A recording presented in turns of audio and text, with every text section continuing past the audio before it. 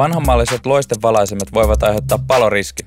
Kun loisteputki menee rikki, se voi kuumentua jopa 200-asteiseksi, joten putki pitää heti uusia. Jos et ole varma valaisimen tyypistä, voit tarkistaa sen kännykällä. Jos valo näyttää välkkyvän näytöllä, kannattaa vaihtaa turvasytytin.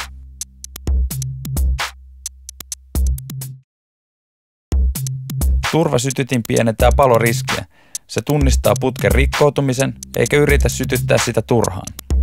Oli siellä maikkarillakin vanhoja valaisimia, mutta niin on muuallakin. Ainakin 80% Suomen loisteputkin valaisimista on vielä vanhaa tyyppiä. Eikä siinä mitään vaaraa ole niin kauan, kun loisteputki on kunnossa. Yleensä suosittelee asiakkaalle sytyttimen vaihtoa saman tien. Usein vielä näytän, kuinka se tehdään. Musta tää on todella helppo ja edullinen tapa pienentää paloriskiä. Tää on sitä käytännön vahingontorjuntaa parhaimmillaan.